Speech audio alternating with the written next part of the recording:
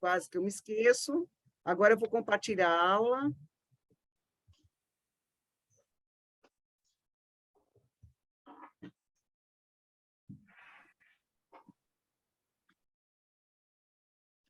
Pode começar, Cris.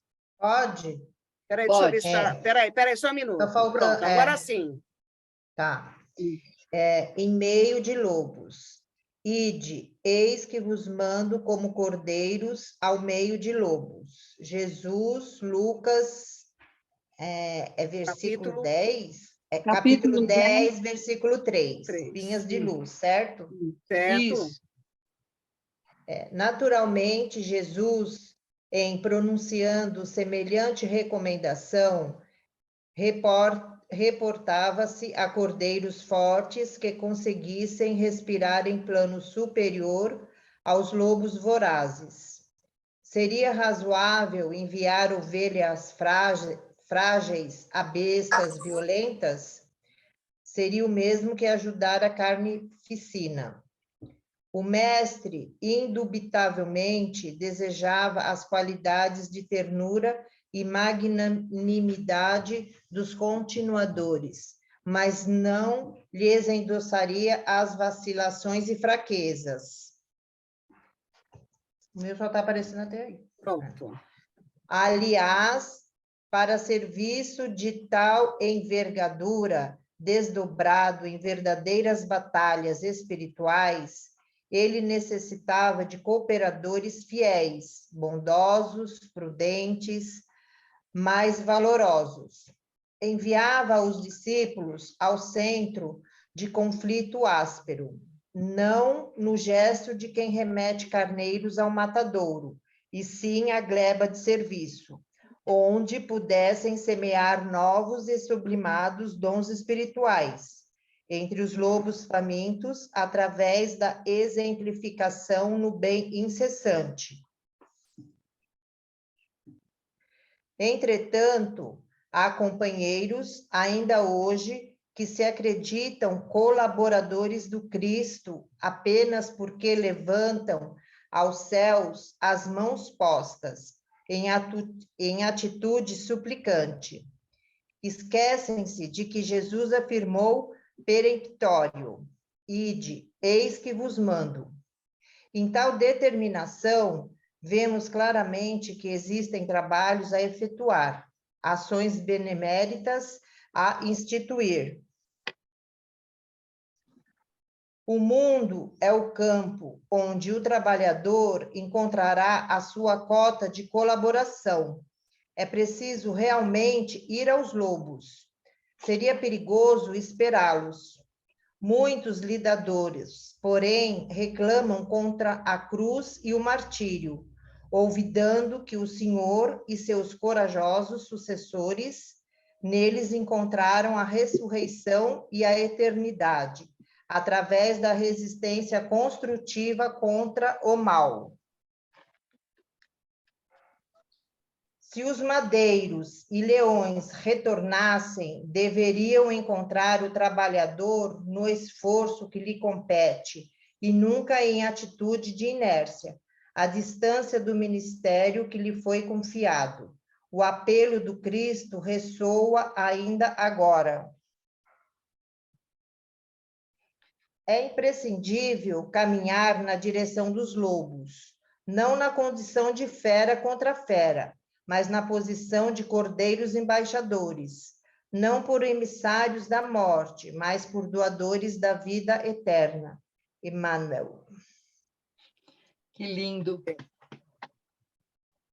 Quer falar alguma coisa, Yara? Eu gostaria. A gente não se atenta muito a ser o cordeiro, né? Mesmo na Igreja Católica, Cordeiro de Deus, né? Que a gente ouvia nas missas. O sentido disso é que a gente seja um portador da boa nova, que a gente seja o emissário de Jesus nos seus ensinamentos, que a gente possa aprender, levar o ensinamento e ajudar quem precisar, né? Orientando, convidando a participar desse banquete maravilhoso que é a doutrina espírita. Então, eu acho que esse texto traz vem bem a calhar como a nossa última aula oficial, porque é um recado importante para cada um de nós e para vocês que estão terminando esse curso, né? O quanto é importante tudo aquilo que vocês aprendem colocar em prática. Então, que Deus os abençoe e que carreguemos essa missão com muito amor. Assim seja. É isso. A Pode Cristina ir, quer Ju. falar alguma coisa? Não, é bem isso mesmo que a Yara falou, né? Nós somos uns discípulos, né? E temos que estar levando essa boa nova para todos, né? Que os lobos estão soltos por aí, né? Sim. É só a gente Tratá-los muito bem. Exatamente, né? Fazer a nossa parte e tocar em frente. Né? Essa é a missão, né? Como a Cida disse, ela só vai admitir os espíritos ruins porque eu e a Luzia autorizamos. Então, estamos autorizando que vocês admitam na vida todos os espíritos que precisarem de ajuda, porque esses são os verdadeiros doentes. Exatamente, muita luz que precisam, né? Yara, você me assustou com a última aula. Por quê, meu amor? Não, porque caiu a minha ficha agora. Hoje a nossa última aula de cronograma é hoje. Não, Aí me assustou. Eu acordei agora, acabei de acordar. Então, levanta, lave o rosto, escove os dentes e vá já tomar café. A Patrícia levantou a mão. Quer completar alguma coisa, Patrícia? Pois é, eu até 5 minutos atrás, no meu entendimento, eu achava que cordeiro era aquele cidadão passivo, que baixava a cabeça para tudo, popular bobo, né? Aí agora que vocês comentaram que a pessoa que vai trazer a boa nova do Cristo, mudou para dar água para o vinho, minhas ideias, sabe? O é o emissário, sempre é o emissário. Olha que coisa bonita, né? Ele é dócil, o cordeiro, a figura do cordeiro é a docilidade. É dócil, mas é forte, né? Não é aquilo que a gente interpreta aí no popular. Nossa, eu até agradeço depois, né? De ter ouvido que bom, tudo isso. Não precisa agradecer, não. O importante é que você tenha esse entendimento. Deixa eu perguntar mais uma coisa. A prova ficou para o dia 9, né? 9. Tá. É porque eu marquei errado no nosso cronograma, eu marquei dia 3. Dia 3 é quinta-feira. E por Seria que essa é a última aula? Feriado, né? Depois tem alguma aluna que eu acho que vai ter que pedir para substituição. Depois, no final da aula, essa aluna fica aí. Eu não me lembro quem é. Depois. Foi a Vânia. É a Vânia, né? Então, depois a gente conversa, viu, Vânia, no finalzinho da aula. Você fica um pouco mais aí para a gente conversar. Então, vamos lá. Tá bom, tá bom. Deixa eu só explicar para quem entrou depois. Cada dupla vai ter mais ou menos 5 minutos. Como a gente começou antes, vai ter 5 minutos gordo, né? Vamos falar assim, para poder fazer a explanação dos casos, né? E fazendo uma correção, eu coloquei como espíritos terrestres, era expiações terrestres, tá? No trabalho, desculpa aí o erro, tá? Então, vamos começar. Começa pela Vânia e pela Viviane, que é o caso Lapomeré. Lapomeré, né? Lapomeré, Francês. Então, quem vai fazer o resuminho do caso? Olha, eu vou falar tudo o que a Vânia não está podendo falar, então eu vou fazer. Okay. Ela fez um resuminho bem sucinto e depois eu explico um pouquinho e respondo a questão, pode ser? Tá, então você começa primeiro o caso e depois eu entro aqui para a gente... Deixa eu só colocar essa parte aqui. Pronto, pode começar. Tá. O caso é Lapomeré, castigo pela luz, né? Já fica até estranho como que alguém é castigado pela luz. Em uma sessão na Sociedade de Paris, em que se discutia a perturbação do espírito após o desencarne, um espírito manifesta-se espontaneamente. Era Lapomeré, um grande criminoso desencarnado há pouco tempo. Ele diz que a perturbação não existe, que os médios não sabem o que falam, e que ele sabe perfeitamente que morreu. Diz que são os médios que estão nas trevas, e que ele, pelo contrário, se encontra banhado de muita luz, que de tão intensa penetra como uma flecha em seu ser fluídico. Não se lastima, não pede ajuda e não demonstra arrependimento pelo que fez enquanto encarnado. Pelo contrário, diz com cinismo que um crime é só uma palavra. Se acha superior, forte de pensamento e desdenha os conselhos que sempre ouve. Para esse espírito, a luz não causa alegria, e sim tormento. É o seu suplício e prova que na erraticidade também há como espiar e evoluir. Aí depois eu acrescentei algumas coisas, que depois esse espírito era um espírito muito orgulhoso, soberbo, na condição de superioridade. Depois que ele aparece, na verdade, ele vem assim, ninguém chama, ele vem porque ele quer aparecer. Mas aí vem 3 espíritos iluminados, que são os espíritos evoluídos, e vão fazer um comentário sobre esse espírito que eles viram. Então, o primeiro que vem é o Lemanais. O Lemanais fala assim: nesses casos, a expiação, ou antes o sofrimento fatal que os oprime, em lugar de vos fazer aproveitar, exaustas na revolta, e faz brotar neles murmúrios, ou seja, ranger de dentes. A luz representa uma afronta, foi punido pela luz. O segundo espírito é o Erasto. Precipitar um homem nas trevas em ondas de luz não dará o mesmo resultado? Para ele, esta luz é tanto mais terrível e horrorosa, porque penetra completamente o que torna visíveis e aparentes os seus mais secretos pensamentos. Ele se sente uma casa de vidro. Tudo o que ele faz, ele não consegue esconder. Mas Deus, na sua mais infinita forma de educar, sabe como pode atrapalhar essa luz, esse espírito. A sua máscara foi arrancada. Nenhum repouso, nenhum asilo para esse criminoso. Ele quer se esconder da multidão, mas a luz odiosa, o mau pensamento, lhe trai por dentro e por fora. Ele caminha para a loucura espiritual, devido aos seus sofrimentos.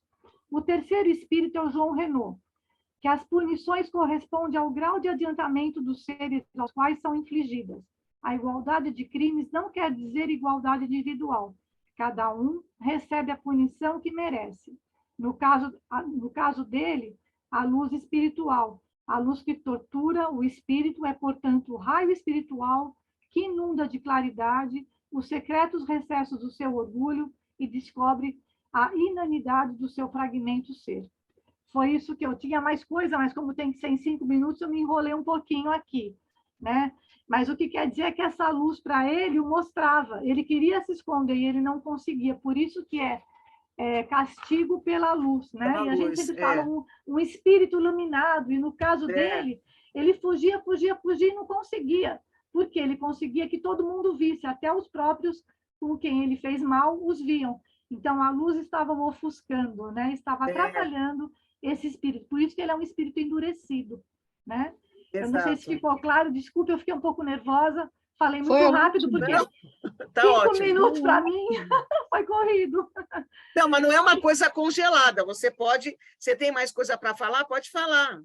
Não, na verdade vai ficar isso daí, porque o espírito que falava um pouquinho mais era o Erasto, né? Que até foi o que eu achei que foi mais explicativo, né? Que ele ficava mesmo como se estivesse numa casa de vidro.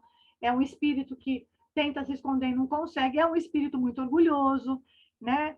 Ele se manifesta, ele nem é chamado, né? Então, é nesse sentido que eu queria falar, né? Depois tem a questão também, que acho que vai ajudar um pouco. Deixa eu ver, eu tenho mais algumas coisas aqui. Acho que é isso mesmo. É isso mesmo.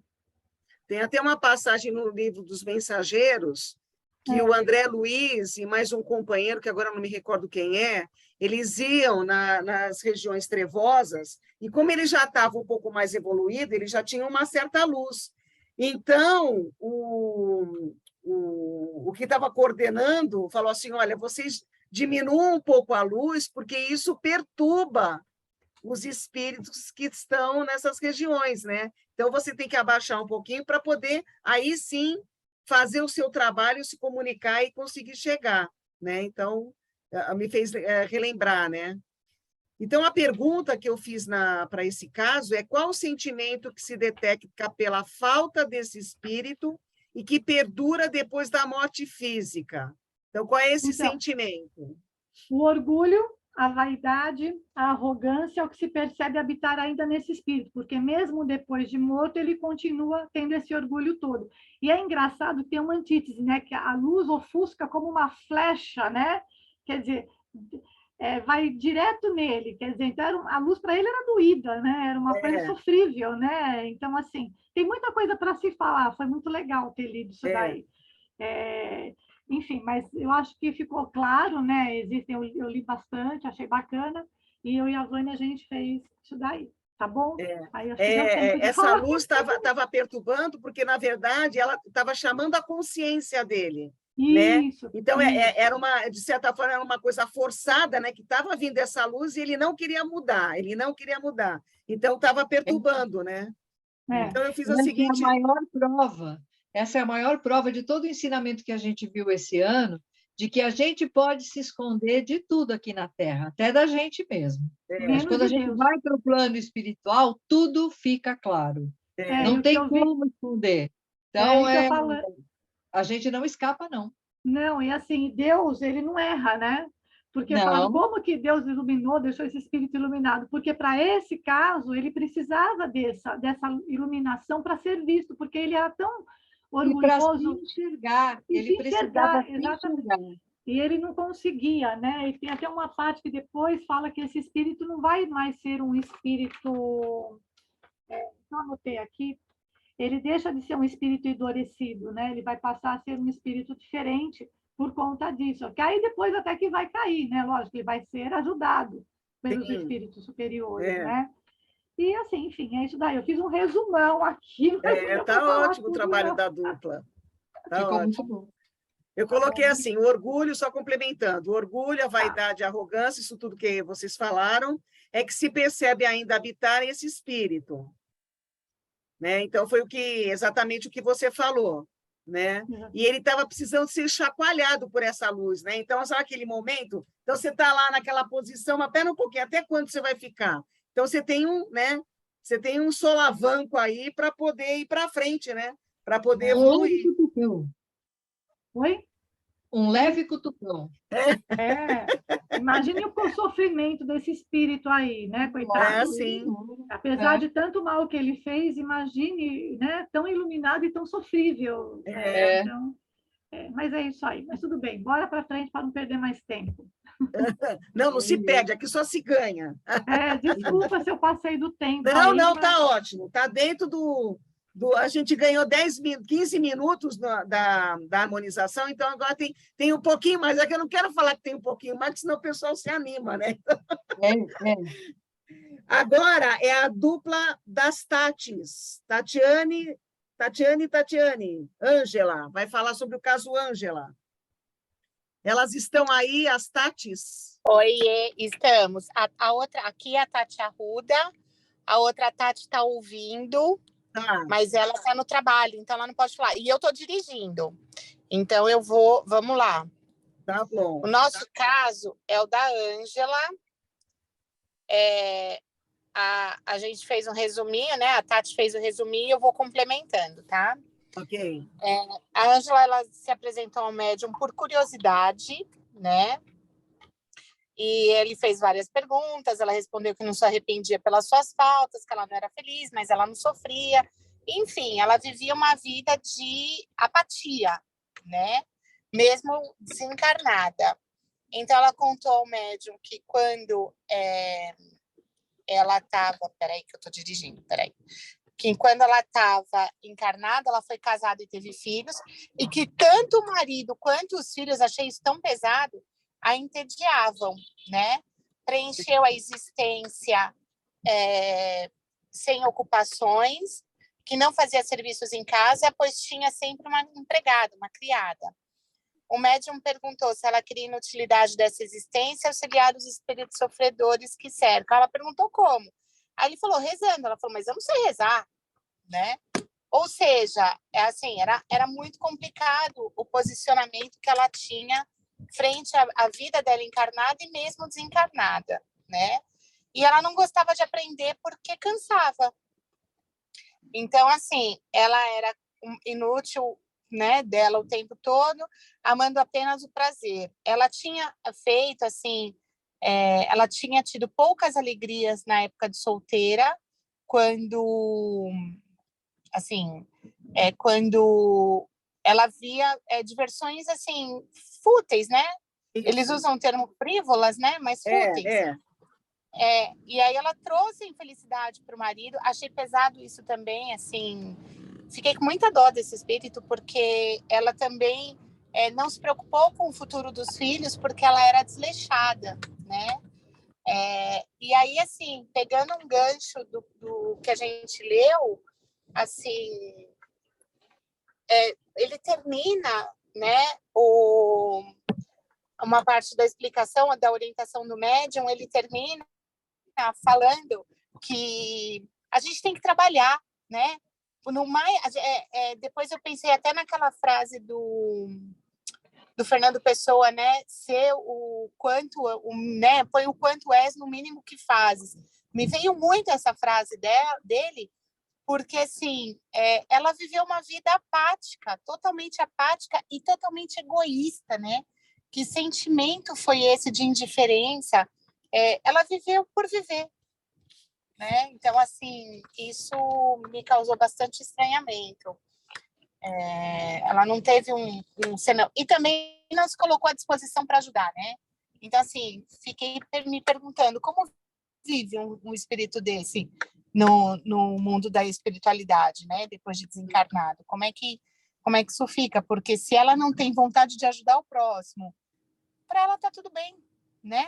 Totalmente apática. E aí uma das partes que a gente achou interessante também, que ele fala, né? Que você tem que trabalhar, que tudo é uma subida ao degraus aos céus, né? Então, que a gente não pode ter um medo desse trabalho contínuo, né? E sempre evolutivo. Gente, foi meio rapidinho, porque eu estou dirigindo, a Tati está aí. Tati, depois você coloca aí no chat se era isso mesmo. Mas foi bem assim, a gente fez para a gente... vocês me desculpem se foi curto demais, mas aqui, como eu estou dirigindo, eu tenho medo aqui. Não, tá certo. E qual a implicação de uma existência tão inútil, você já completou também, né? Sim, falando que, assim, ela não se via... Quer ver? A gente tem até... Deixa eu tentar parar aqui, que eu já pego aqui. Peraí. Hoje meu dia no serviço foi tenso, a gente trabalhou igual uma doida. Quer ver? Aqui, ó. É que cada ser humano é consciente para escolher os rumos da sua vida para o bem ou para o mal. Nesse sentido, alongamos por vontade própria o nosso processo evolutivo, sempre crescente e incessante, né? Essa chaga é o maior obstáculo no progresso moral. Algumas pessoas ainda não perceberam que vivemos submetidos às leis naturais de causa e efeito. Precisamos buscar a renovação interior, participando da vida coletiva, praticando a fraternidade, porém temos que ter vontade para iniciar esse novo caminho, né? Eu acho que eu não sei se eu respondo, Lu, a sua questão, mas é nesse sentido, assim. Sim, tá. Exatamente, está respondido. É legal a gente, eu e a Yara, a gente poder perceber como vocês, dentro da resposta, vocês colocam tudo aquilo que vocês aprenderam durante o ano. É muito legal a gente ver isso. Então, né? Muita recompensa. Não, e eu vou ser bem sincera com vocês, assim, eu não sei as outras duplas. Eu e a Aline, eu e a Tati, essas misturas que vocês fazem, uma coisa é a gente estar na aula conversando, conhecendo, se falando. Outra coisa é quando a gente vai para a dupla, mesmo que seja rapidinho, ao quanto tem de sintonia, né? Isso é muito legal, eu gostei muito. Ai, que bom. Verdade. Isso acontece. Na minha outra atividade que eu tive com a Tati, né, que não pude participar ao vivo, mas a gente conversou bastante por WhatsApp e engraçado como as minhas respostas bateram muito com a dela, assim, eram muito similares. Verdade. Verdade. Eu gostei muito dessa troca, assim. Muito legal. É lógico que a gente quer poder trocar com todos, mas o fato dessa distribuição das atividades, eu achei que ficou rico e deu um gás, porque trouxe para a gente um protagonismo, né? Do que a gente vai fazendo. Eu achei isso, só parabenizar mesmo. E esse caso da Ângela, eu fiquei bastante tocada, assim. Né? O livro Céu e Inferno é muito rico. E se a gente desperdiçar esse ensinamento, é pecado. Não, eu falei, gente, que vida, eu morri de dó dela, né? Falei, o que é dessa pessoa, onde ela está, né? Que coisa triste, né? Que coisa triste, é isso mesmo, é isso que eu... Porque, assim, nada, né? Ela foi casada, não que ser casada fosse ser a maior maravilha do mundo, não é, porque a gente sabe que passa por uma série de provações, mas, assim, nada Eu e a agradável, Tônia né? sabemos bem. Então, Babado. e nada, né? Uma pessoa que passou uma vida apática. Como que a apatia pode ser assim? Desleixada, preguiçosa. Eu não gosto de usar a palavra inútil, mas você a usou com sabedoria. Tá Tem bom, uma gente, passagem, tem uma passagem. Então, deixa eu só terminar aqui essa leitura. Você já terminou, concluiu? Ou pode concluir? Já sim, Lu. Já Tá. sim. Então, só dando uma complementada na tua questão, então, é a decepção, o vazio, o insulamento, é o que passa o espírito que assim escolheu viver, não se interessando por ninguém quando encarnado. Também no plano espiritual, ninguém por ele se interessa, ninguém com ele se ocupa. Então, o que você construiu de afeto, você leva. Se você construiu, né? Se você não construiu, você não vai levar. Permanecem sós, abandonados, e nisso consiste a sua punição. É a solidão, né? E só falando de uma passagem que eu assisti uma palestra de um voluntário chamado Sebastião, a Yara conhece, é um cara muito iluminado, as palestras dele são muito maravilhosas, eu sou fã dele. E ele fez uma palestra... O mestre Seba. E ele fez uma palestra que chamava Enquanto é Dia, que era uma passagem de Jesus falando, enquanto é dia. Então, o que quer dizer enquanto é dia? Enquanto você está encarnado. Você sabe, a gente consegue entender agora que a gente evoluiu um pouquinho dentro da doutrina, o como é difícil fazer todo aquele planejamento reencarnatório. Aí você está aqui, aí você acorda sem vontade de fazer nada, você tem a sua família, não está afim de nada, reclama de tudo. Então, enquanto é dia, eu estou fazendo o quê? Eu estou jogando a minha encarnação fora? Eu estou estacionando na minha escala evolutiva? Então, enquanto é dia, vamos aproveitar essa oportunidade, né? Tem um dia que a gente acorda um pouco mais preguiçoso, sem vontade de nada. Hoje foi um dia. Nossa, eu acordei e tal, falei, oh, beleza, tal. Eu levantei, eu falei, opa, que é isso? Me veio aquela preguiça. Eu falei assim, nossa, eu queria estar no ócio. Eu falei assim, mas não, peraí. Né? Então, já deixei, já mandei embora, né? Com um pouquinho de dificuldade, mas eu consegui me livrar daquele sentimento. A é uma coisa que se você... matinal me persegue. A dificuldade matinal. Então, se você se deixa dominar por esse sentimento, de repente, é alguma coisa que durante o sono você em desdobramento foi para uma região um pouco mais carregada, sei lá, né? E você acordou um pouco mais pesado. E se você não luta contra esse sentimento, você passa o dia e perde o dia. Então, enquanto é dia, se eu deixasse me levar por aquele sentimento, o que eu ia fazer? Né? Eu ia reclamar do meu almoço que eu tinha que fazer, da minha roupa que eu tinha que lavar, que eu tinha que passar, que eu tinha que estudar para a aula mais um pouco. Né? Então, é uma luta, né? Foi uma luta hoje, né? Foi uma guerrinha comigo que eu tive de manhã, né? Para eu sair desse sentimento, né? Então, esse enquanto é dia, né? Que a Ângela não aproveitou, né? E a Ângela, depois que ela desencarnou, ela ainda estava naquela, falou assim, e agora? Né? Eu estou perdida, né? Ela estava perdida, né? Porque ela não aproveitou enquanto é dia, né? Então, enquanto estamos encarnados, vamos aproveitar cada oportunidade, né? Patrícia? Então, uma dúvida que eu tenho, até eu sinto pena de gente assim, sabe? A pessoa às vezes passa a vida, não sei, ela vai buscar uma religião, nada preenche o coração dela. Não dá certo com trabalho nenhum. A pessoa não gosta de ler, não gosta de estudar, não gosta, às vezes, de ter uma vida em família. Por que será que tem gente que é assim, que nada no mundo agrada a pessoa? Então,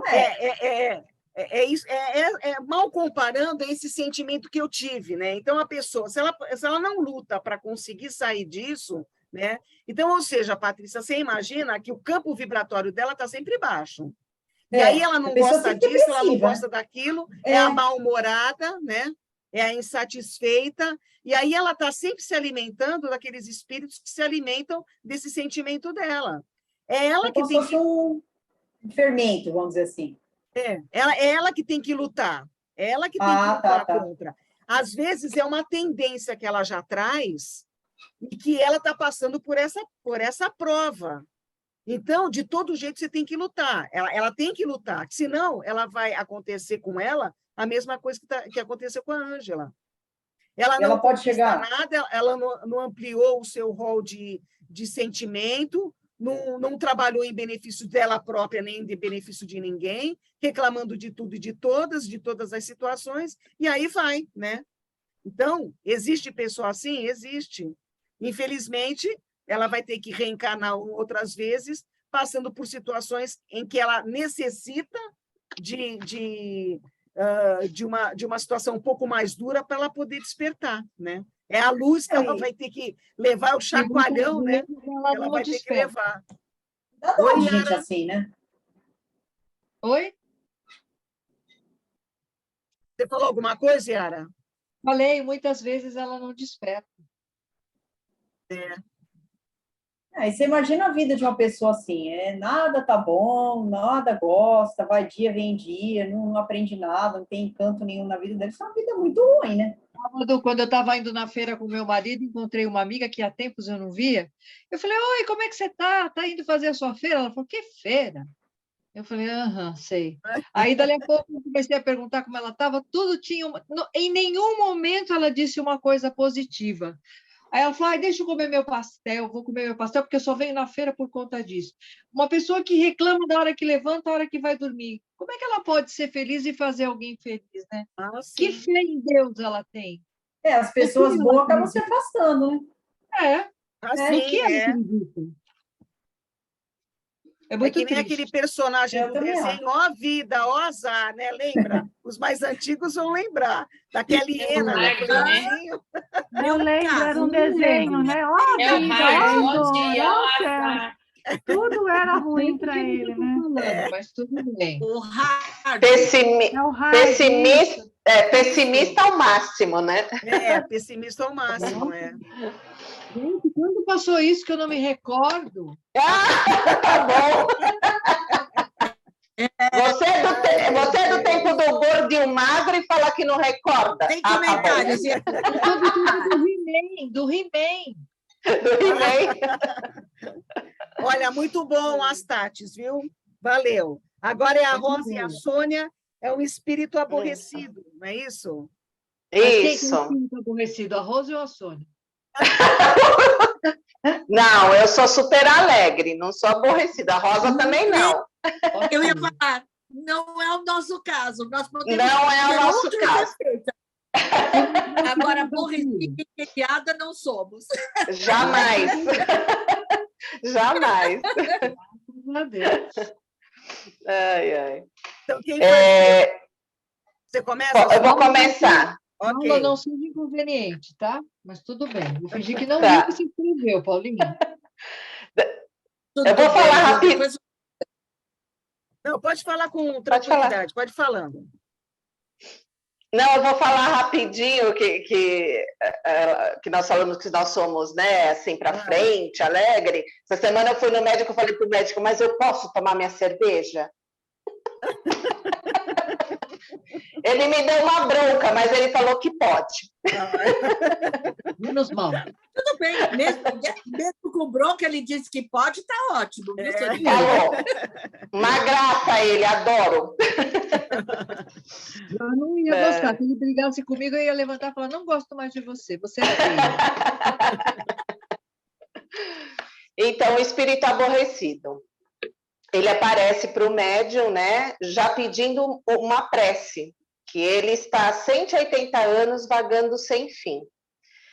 Ele é um espírito entediado, ele não fez nada de bom na Terra, nada, não fez nada, não participou de nada, não, totalmente apático.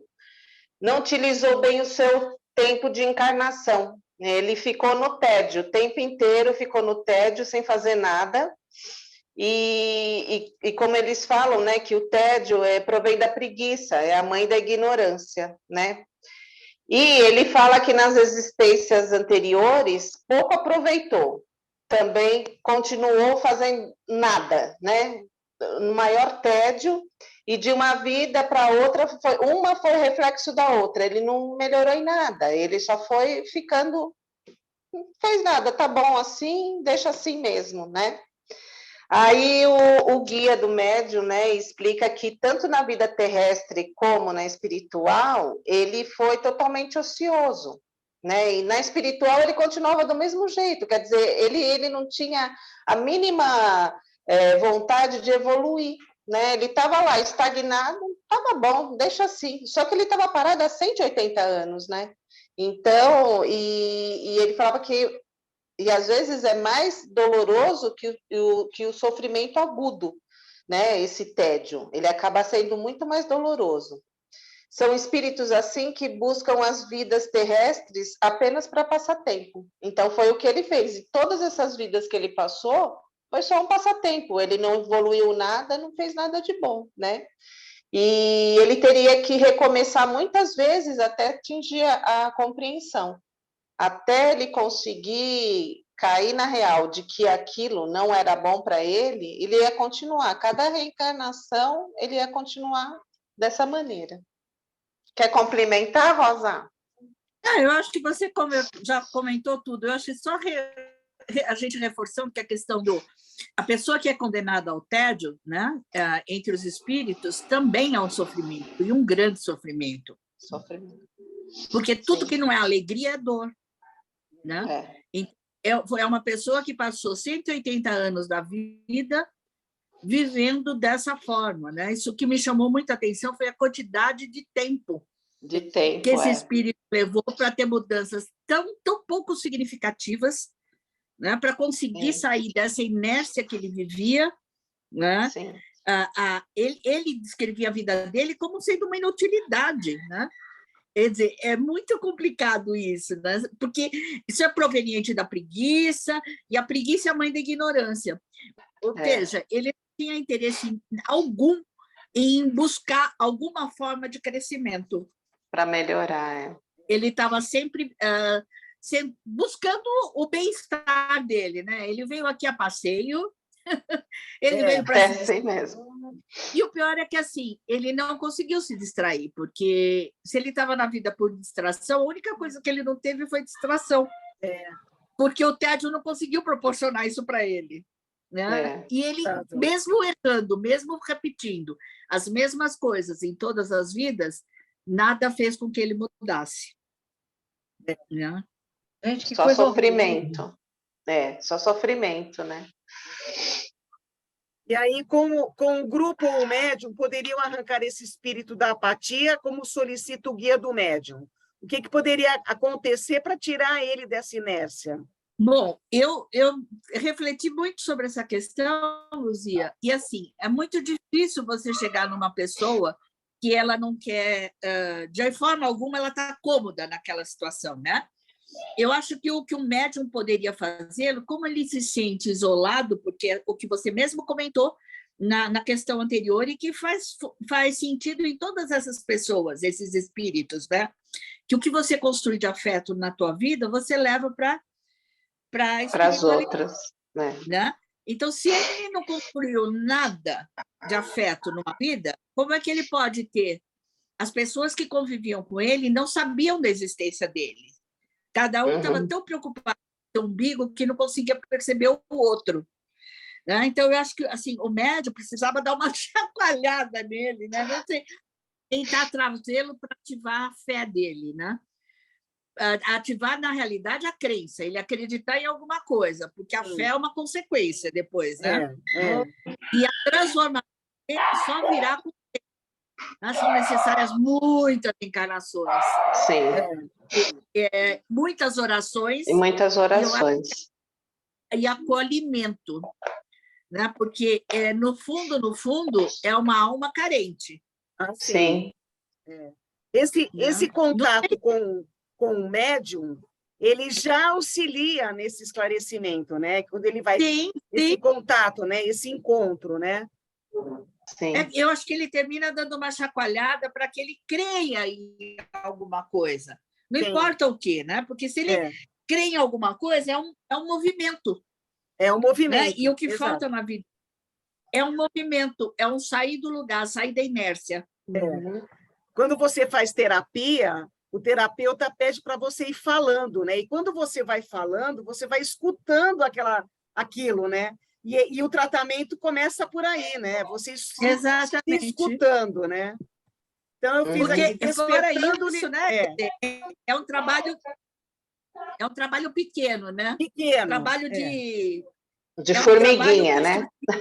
Ele demorou 180 anos para conseguir ter um contato, para conseguir. Então, nossa, mas ser mais 180 agora para cair na real. Às vezes nem tanto, porque como ele já vai ser desperto, né? Então, pode ser que tenha seja realidade, menos, né? talvez nem tanto, porque dessa vez ele procurou o médium, né? Exato. Sim. Ele que se apresentou. E já pedindo orações, né? Movimento dele, né? Claro, as vibrações fazem toda a diferença, né? Óbvio. Sim. Mas ele já teve, para quem viveu nessa inércia tão absurda que ele viveu, né? Por 180 anos, quer dizer, ter buscado espontaneamente o médium já é uma...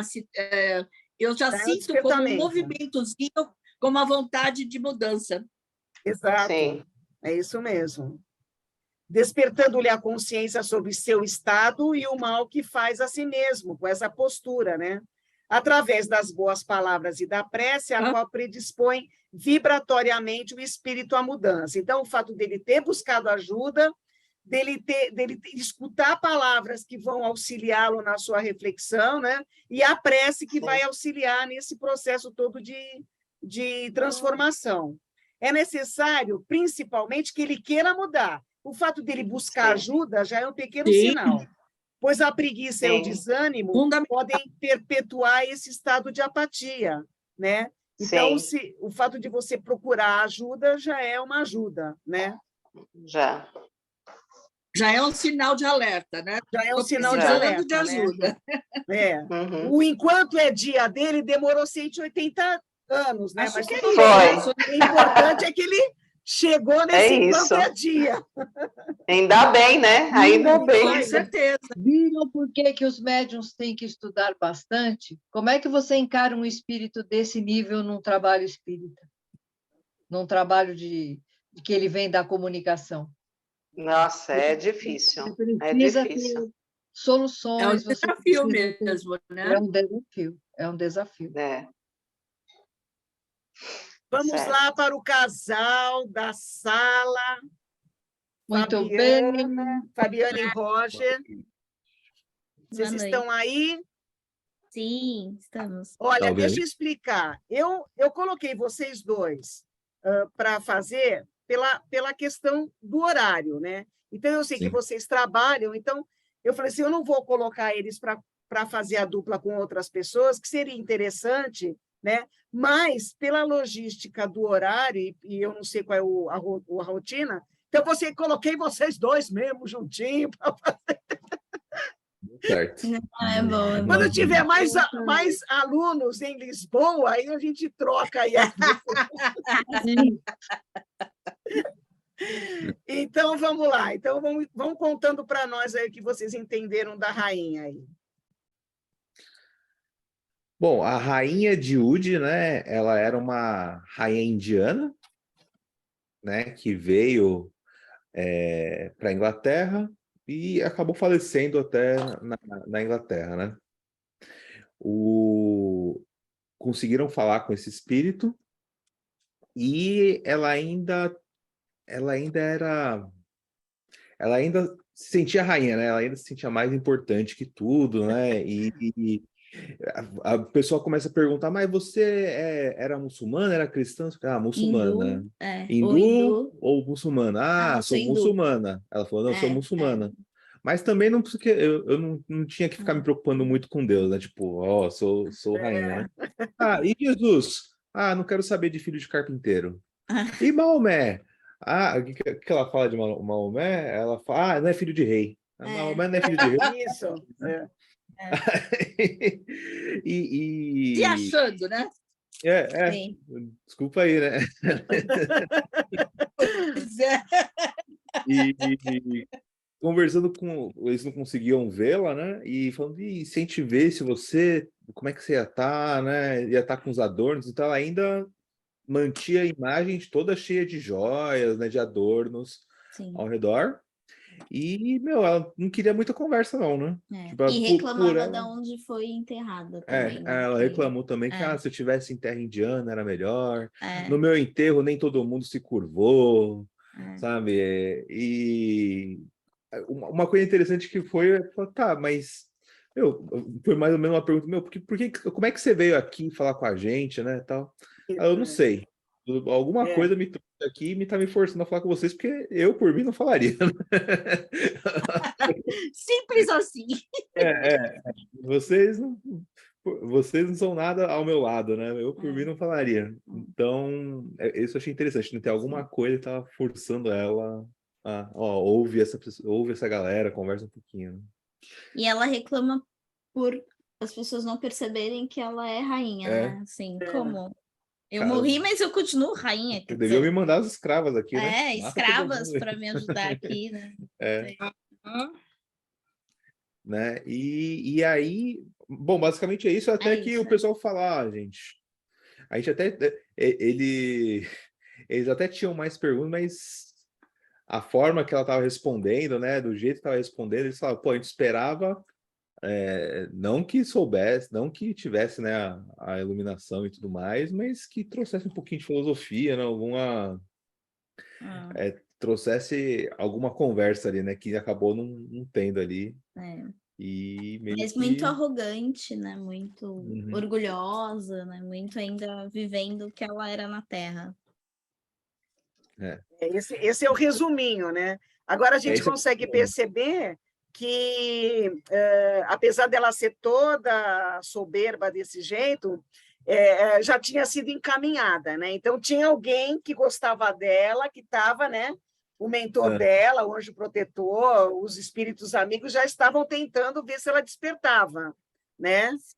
Exato. E olha que para gostar desse espírito, né? Provavelmente devia ser a mãe, viu? Porque a mãe é sempre, prova de bondade, né? Prova de um espírito superior mesmo. Que a gente vê que a gente nunca está abandonado, né? Eu não estava presente nesse encadeamento.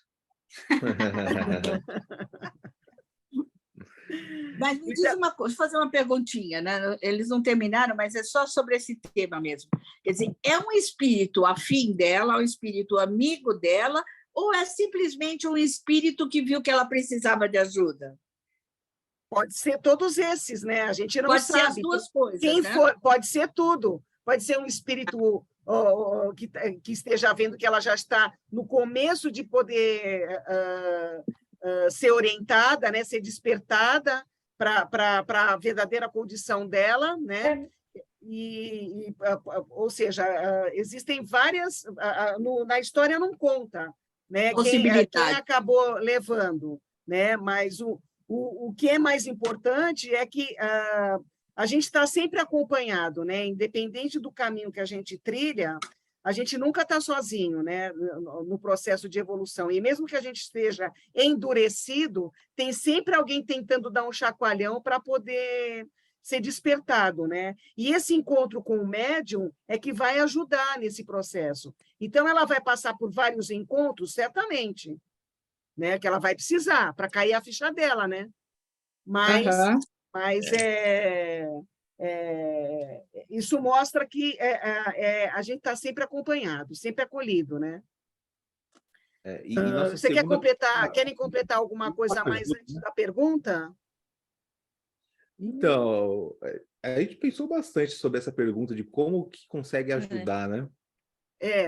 E é muito porque a pessoa não quer ouvir, né? Então, a gente entende também o poder da oração, né? Talvez orar bastante pela pessoa. Sim. Mas não sei se é questão de... Não sei, numa sessão mediúnica, vinha um outro rei falar com ela, né? Tipo... Talvez um outro, você acha que talvez um outro no mesmo patamar, mas será que ele se sentindo rei não vai dar certo? Porque vai falar assim, não, você está aqui no meu pedaço, você vai ir para o outro, né? Realmente o que a gente pensou aqui foi em oração mesmo. Oração e ensinamento, né? De aos poucos ir ampliando a visão dela diante daquela situação, dela perceber que ela é apenas um espírito como tantos, né, tantos outros, enfim. Provavelmente é um processo vagaroso, assim, né? Não tem. Mas a gente não diz isso, que ela é um espírito como qualquer outro. A gente só fala, vai com calma, vai com jeito, mas não pode ser tão explícito. Sim. Senão a gente mata de novo aquele espírito. Primeiramente com a prece, no sentido de despertar no espírito algo mais que seu orgulho, que é o que vocês falaram, né? Concomitantemente com conversas que procurem despertar seu endereço e exame da sua situação. Aí, quando o Roger falou assim, mas eu não sei se muita conversa ajuda. Aí a gente se lembra da gente, quando a gente é adolescente, que os pais falam uma porção de vezes a mesma coisa e eles acham que a gente não escuta, só que a gente escuta. Às vezes a gente não faz na hora que eles falam, mas aquilo fica no nosso subconsciente trabalhando, né? E é o que ia acontecer com ela, né? Entretanto, se nada disso surtir efeito, só o tempo fará com que a pessoa desperte, pois ninguém consegue sofrer eternamente. Então, apesar de toda ajuda, da toda prece, a gente tem que respeitar o tempo de cada um, né? Vamos lá para o caso da Paula e da Patrícia. Chumene. Não é Marcelo, o menino número 4? Meu Deus, eu acho que eu fiz errado. Espera aí, pode ser que eu tenha anotado errado. Eu combinei com a Patrícia. É Paulo. Não, é Paulo. Bom, espera aí. A Patrícia está aí? Tá. Quem Patrícia, é a sua dupla, Patrícia? Com a Paula. Paula. Qual que você fez, Patrícia, pelo amor de Deus? Então, foi o do Chumene, mas eu fiz só a resposta. Agora, se precisar, eu tenho um resuminho aqui também para quebrar um galho. Gente, eu peço desculpas, porque eu Imagina, combinei... Está tudo aqui em ordem. Eu combinei, falei, eu faço o resumo, você faz a resposta. E eu acho que eu olhei errado, meu nome deve vir logo abaixo, eu fiz o resumo do menino número 4, Marcelo. Peço não faz desculpas. mal, você ajuda depois da dupla, você complementa mais alguma coisa. Vamos não, lá. mas tá tudo bem, viu, Paulo? O caso é todo Desculpa. seu. Imagina. Bom, é o seguinte. Faz o resuminho aí, rapidinho. Uma pessoa chamada Chumene, que, em princípio, se apresentou espontaneamente, aí o médico pergunta, mas você é homem, mulher? Ele diz que ele é homem, né? Isso. Ele falou que sofre todos os tormentos do inferno e ele acredita que o egoísmo dele seja a causa do seu sofrimento. Então, ele pede orações, não está satisfeito, e ele é aquela pessoa muito assim, nada acredita, você vai dar uma sugestão, nada tá bom, eu já fiz, não vai adiantar, esse tipo de gente, né? Aí o médium, assim, na boa vontade, assim, olha, se por um acaso eu voltar a ter comunicação, você gostaria de voltar? Aí ele fica assim, se você quiser, vem, sabe? Mais ou menos por aí, sabe? Se quiser retornar, retorna, aquela pessoa meio indiferente, né? Agora, o que eu achei interessante, que vem a pergunta, como o médium poderia ajudar esse espírito que parece não acreditar que, de fato, pode sair dessa situação? Que tipo de gente, assim, vamos imaginar um encarnado, né? Você vê que a pessoa está numa pior, ela está querendo desabafar com você, conversa. Por que você não faz isso? Não adianta. Eu não quero. Eu não gosto. É difícil, né? Então, eles fazem a recomendação para o médium, estar ciente da dificuldade. E uma coisa que eu achei assim, interessante, né, uma colocação. Pega uma pessoa, vamos dizer, fez muita maldade, a hora que ela se arrepende, ela quer construir, quer melhorar. Agora, dizem que esse tipo de gente assim, que é indiferente, que é apática, é um pouquinho pior, porque eles não têm forças para nada. Aquela pessoa que está sempre, se fosse um encarnado, né? Sempre querendo dormir, sempre com preguiça, não tem energia para nada, né? E aí diz assim, que tem que ter coragem e perseverança, muita perseverança com esse tipo de espírito, e mostrar para essa pessoa o valor do trabalho, os bons sentimentos, dar sugestões para que essa pessoa possa refletir e compreender, acima de tudo, por que essa pessoa tem essa falta de energia, o tédio. E eu, no meu entendimento, eu achava que espírito endurecido fossem pessoas ruins. Agora eu estou vendo que já é uma outra interpretação, que não é que seja uma pessoa de fazer maldade, nada, é gente assim que não acredita em nada na vida, perdeu a fé em tudo. São as pessoas que são ainda ignorantes dentro dos objetivos da vida, né? Ela fica apática mesmo, né? Então, e aí, com muita conversa, orientação, paciência, benevolência e oração, seus horizontes se abrirão. Então, esse contato com a mediunidade já vai receber toda essa carga de orientação que vai começar a despertar. Pois mesmo a contragosto, que era o caso dele, né? Sempre não queria nada, as ideias sugeridas a tais espíritos fazem-nos refletir. Então, pode ser que, a princípio, ele não fale, não quero saber, mas aquilo vai começando a entrar dentro da mente dele, fazendo essa movimentação para ele amadurecer e sair dessa situação, né? Por isso que tem que ter muita paciência, se a pessoa vê que, nossa, eu falo, nada tá bom, entrega para Deus, pede oração, que a espiritualidade cuida, né?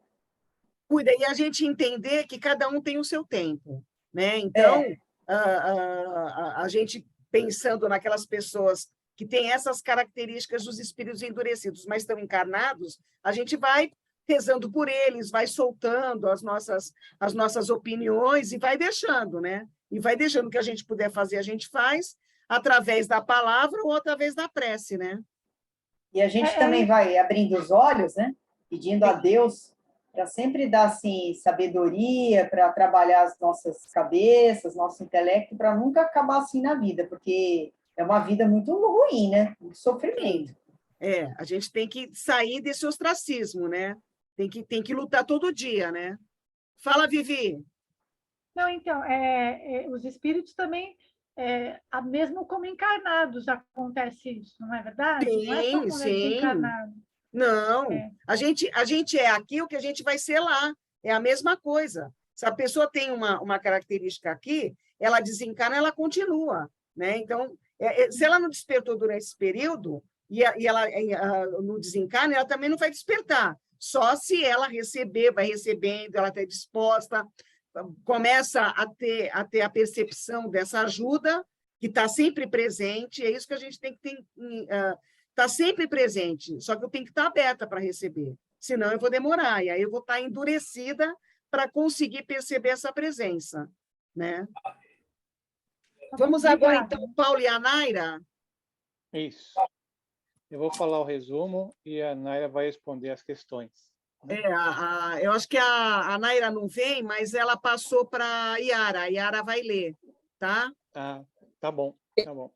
O nome é Marcel, né, que estava lá no livro. Marcel ou Marcelo, depende da tradução do livro, mas tudo bem. Tá certo. Bom. Só uma perguntinha, o Paulo vai fazer as respostas, eu tenho um resumo. Mas eu ia fazer o resumo, Paulo. Tá bom. Se quiser, eu faço a resposta. Quer responder depois? É porque eu boiei. Você tem a resposta, Paula? Tenho. Então tá. Então depois você fala a resposta. Tá bom.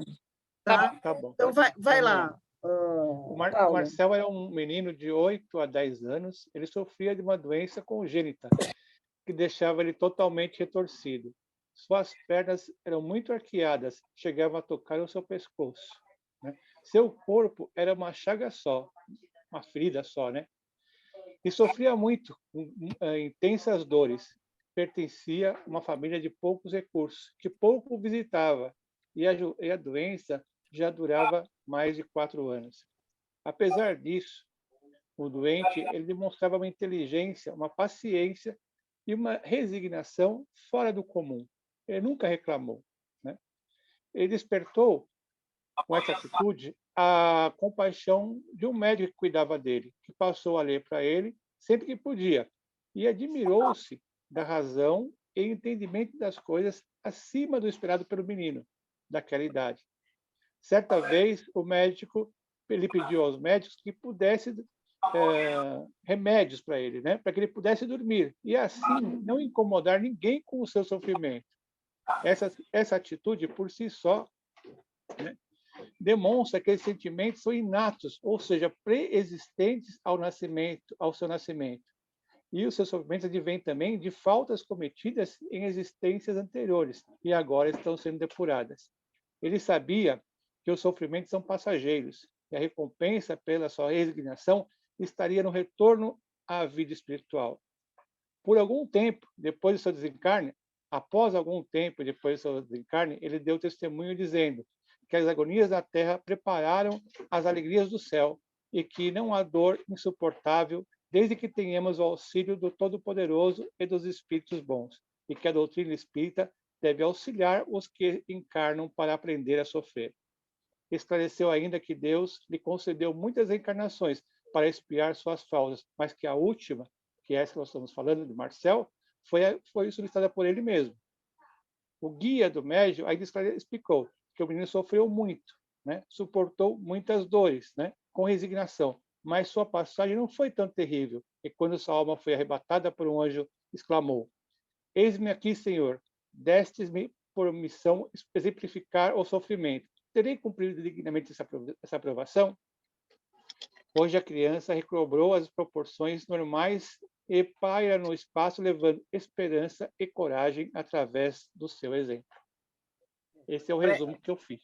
Está ótimo. É outra situação, né? É outra situação agora. Não tem mais espírito endurecido, né? Não, esse aí é o contrário, né? É o contrário, exatamente.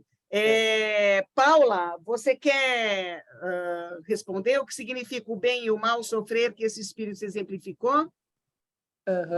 Então, antes disso, eu só queria dizer assim, quando esse espírito, o Marcelo, deu a comunicação lá na Sociedade de Paris, ele explicou, né, porque as pessoas invocaram, vamos invocar aquele menino que morreu jovem, todo torto, todo...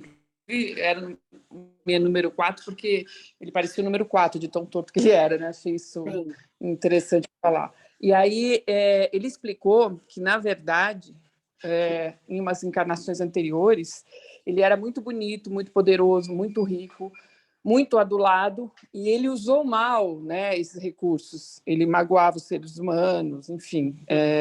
Ele não foi... naquela encarnação, ele não fez as coisas pelo bem, né? Pela lei de Jesus. Então, depois que ele morreu daquela encarnação, ele teve que espiar no mundo espiritual e voltar para espiar também na Terra.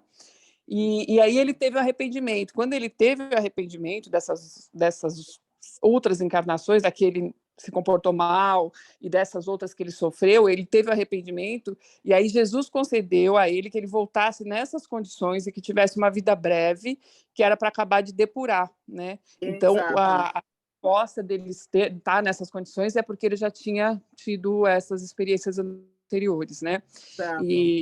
E aí tem uma pergunta lá, fala assim, ou a gente acha, quando a gente vê uma criança nesse estado, né, ou a gente não acredita no amor de Deus, ou é a melhor prova de que realmente existiram existências pretéritas, e que as atuais existências são as que nos fazem entender, né, onde a gente errou, enfim, e proporcionar os resgates.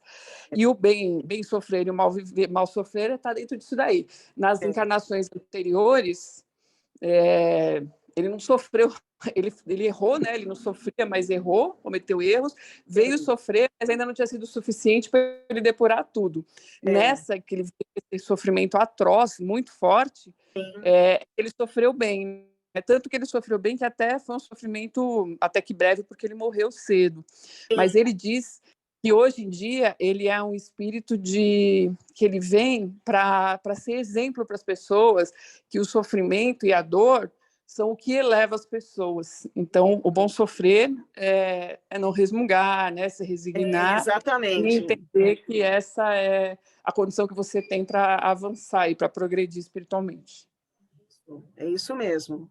Mal sofrer significa não aceitar as expiações necessárias, encarar as vicissitudes da vida com revolta e inconformismo. Então, aí você veio com esse objetivo, mas você não está aproveitando, acreditando-se não merecedor de tal sofrimento, esquecendo que a justiça divina é plenamente justa. Bem sofrer significa ser resignado acima de tudo, o que não significa ser conformado e nada a fazer para amenizar os próprios sofrimentos. Não é dizer, nossa, eu sou merecedor, então não vou tomar remédio, vou deixar o meu corpo passar por esse sofrimento. Não é isso. Levando-se em conta que se estamos... Tem a ver... Desculpa, pode continuar. Levando-se em conta que se estamos na Terra, planeta de expiações e provas, e que a justiça divina é precisa e perfeita, como dissemos acima. Deve haver também uma causa justa para cada sofrimento experimentado. Se encararmos cada vicissitude como solução para o problema que criamos no passado, fica mais fácil encarar com resignação e fé cada percalço, e em vez da revolta, agradeceremos a Deus cada dificuldade. Então, a gente tem que saber que esse planejamento fui eu que fiz, ou se não fui eu que fiz, foi Deus que impôs, porque eu precisava passar por isso. Então, se eu estou aqui passando pelas minhas dificuldades, que eu tenha resignação, tolerância, fé e força para seguir com elas, né? Gente, eu vou aproveitar pedir... enquanto está a caminho, né? Como você falou no começo, né? Isso. Eu vou pedir para a gente ser um pouco mais rápido, porque senão a gente não vai conseguir passar por todos, tá? Eu só queria colocar um depoimento meu, só não sei se é por coincidência ou não. Na minha vida, quando eu era mais novo, eu conheci uma pessoa, né, exatamente nessas condições. Um menino, mais ou menos dessa idade, exatamente desse jeito. Né? Espera um pouquinho, Paulo. Viviane, tira o seu som, por favor. Isso. Vai, Paulo, completa. Então, é exatamente da forma que foi explicado aí, né? Mas, infelizmente, pelo que eu me lembro, ele não teve um bom sofrer. Ele meio que se revoltou. Agora é a Mônica. Oi, tô aqui. Oi, Vocês me tudo ouvem? bem, Mônica? Tudo bem. Vamos lá, vamos tentar ficar dentro dos 5 minutos, ou um pouco menos, para a gente poder dar conta de todos. Beleza. Então, vou tentar resumir ao máximo, e aí, na resposta, eu explico melhor o que aconteceu com esse espírito. Pode ser? Pode. Vamos lá. Então, o Zimmel Slisgon, não sei se esse é o nome correto, mas, enfim, ele era um pobre israelita. Ele desencarnou em maio de 1865 e ele era um mendigo. Ele ficou durante 30 anos exercitando a caridade. Ele levava uma vida muito sofrida, muito miserável, mas ele conquistou o coração de todos que ali viviam porque ele era uma pessoa muito generosa. Ele arrecadava, tudo que ele arrecadava, ele vivia pela cidade com uma tigela pedindo para as pessoas, né? Ele gritava, lembrai-vos dos órfãos e das viúvas, e tudo que ele arrecadava, ele destinava justamente para os órfãos. Ele auxiliava crianças pobres nos estudos, as viúvas que estavam impossibilitadas de trabalhar por terem que cuidar dos seus filhos, e ele também dedicava-se ao cuidado de doentes. Ele cuidava pessoalmente dessas pessoas e distribuía tudo que ele recebia de alimentos para os necessitados. À noite, ele preparava um tipo de cigarro, né? No livro está um tabaco de aspirar, e ele vendia para o seu sustento, mas era só para suprir o mínimo, porque ele destinava todo o dinheiro, ele ficava com uma porção mínima para o sustento e destinava tudo para essa obra. Então, ele era assim, conhecido por toda a sua generosidade. Quando ele desencarnou, causou uma grande comoção local, as lojas fecharam, muita gente seguiu o cortejo fúnebre, e aí, 30 dias depois do desencarne, um dos médiuns da Sociedade Espírita de Paris,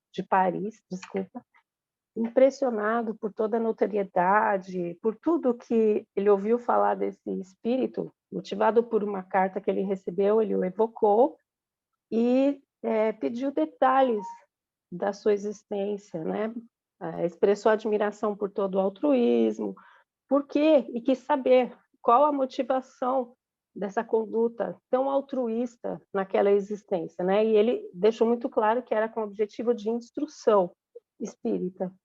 E aí esse espírito se apresentou, relatou fatos de uma outra encarnação e comentou que há alguns séculos ele era um rei tirano, príncipe, né? Um rei tirano, carrasco, muito impiedoso com os súditos, em especial com os mendigos. Ele era opressor e impiedoso, ele cobrava taxas, um alto percentual de impostos, né? De tudo que esses mendigos arrecadavam, e era uma opressão muito grande, porque ele, inclusive, impedia que eles ajudassem outras pessoas, outros mendigos, para que não diminuísse o número de pedintes e ele mantivesse aquela arrecadação. E esse rei, esse espírito desencarnou em meio a muitos sofrimentos, e ele permaneceu na erraticidade, no estado de espírito errante, por 3 séculos e meio. Ele sofreu, né, amargamente por tudo isso, 3 séculos e meio, e ele sofreu todas as impressões no perispírito, né? Tudo que a morte dele, tudo que os restos mortais, né? Toda a putrefação, decomposição, ele sentia essas impressões e ele reconheceu o erro. Depois de muito tempo, ele reconheceu todo o erro que ele cometeu e, com muitas preces, com resignação, ele obteve permissão para reencarnar. Ele alcançou a misericórdia divina e ele pediu para suportar os mesmos sofrimentos que ele causara a outros, né? Por livre-arbítrio, ele pediu, inclusive, para que aumentassem os sofrimentos morais e físicos. E aí ele revela que tudo isso que ele fazia naquela existência, na verdade, era um resgate.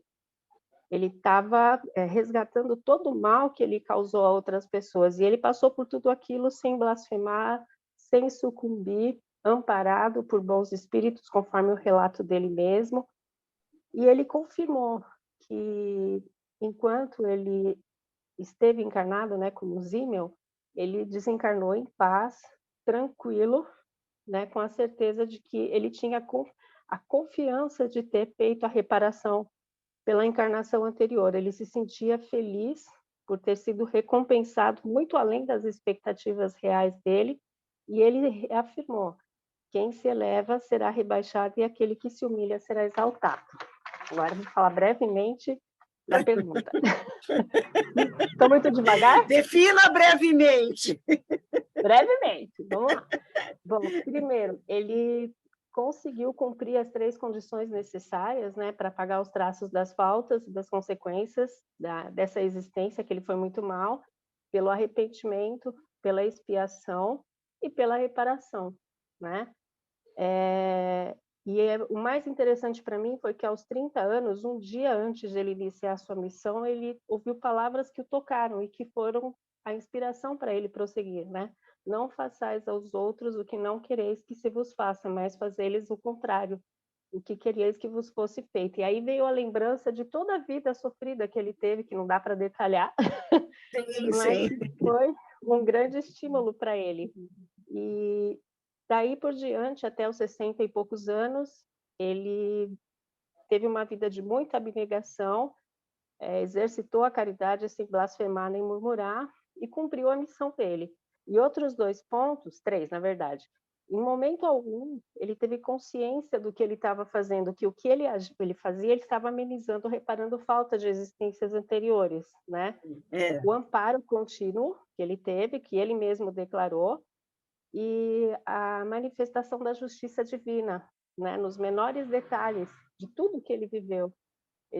Então, isso nos dá a certeza da misericórdia de Deus, que quer que nós aprendamos, né? Que não que soframos, mas que ele é amor e bondade, a lei da causa e efeito. E o testemunho dele, acima de tudo, é um encorajamento para a gente, suportar o que a gente passa com determinação. Com Opa, Mônica. resignação, imagina, com resignação na certeza de que tudo tem um propósito, tudo é Sim. para o nosso bem. E, acima de todas as coisas, ser bom, exercitar o amor ao próximo, a caridade em toda oportunidade. Ufa, foi muito resumido? Faltou Tá alguma ótimo. coisa? Não. Ai, tá bom. Eu vou até passar a minha observação para eu poder dar tempo Por favor. de falar. Mas aí, como está Nossa, aberto Mônica. aqui, vocês parem a gravação, conseguem ler, tá? O caso da história de um criado que é a Marisa e a Cida. Isso. Eu combinei com a Marisa, eu vou fazer o resumo rapidamente e ela vai responder a questão, tá? Ok. Então, só para que todos conheçam, é o caso, justamente como o próprio título diz, de um rapaz que trabalhava como criado de uma família de alta posição social da época, mas os modos dele, a postura desse rapaz, a fisionomia, em nada se assemelhava a um criado. Ele possuía um ar inteligente, um ar distinto, diferente da maioria das pessoas naquele tipo de função, mas não um ar orgulhoso, muito ao contrário, apenas uma postura mais educada, refinada. E soube-se então, né, na época que ele havia voltado para a terra natal dele, e lá ele acabou falecendo, né? E os patrões dele, de onde ele trabalhou, eles lastimavam demais essa perda, porque ele era considerado um servidor fiel, dedicado, e os sentimentos dele, né, eram sentimentos elevados. Quando ele foi evocado no centro espírita, ele relatou que na penúltima encarnação dele, portanto, antes dessa última, ele havia nascido em uma família abastada, cujos bens foram arruinados, segundo ele, pela maneira como o pai conduziu os negócios, né? Ele ficou órfão muito cedo e ele foi acolhido por um amigo do pai como um filho, né? E ele foi muito bem educado por essa pessoa, o que deu a ele até uma certa vaidade naquela encarnação. Então, e aí esse protetor de outrora, né, que foi quem o acolheu quando órfão lá na penúltima encarnação, era nessa encarnação agora uma pessoa que ele chamava de Senhor G, né, que eles colocaram como Senhor G, a quem ele prestou serviços então como criado.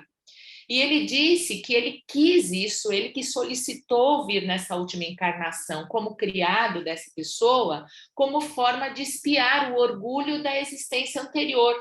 E nessa, então, como servo, ele teria essa condição, como ele mesmo fala, provando ao mesmo tempo a dedicação ao benfeitor de outrora, que o havia acolhido como um filho.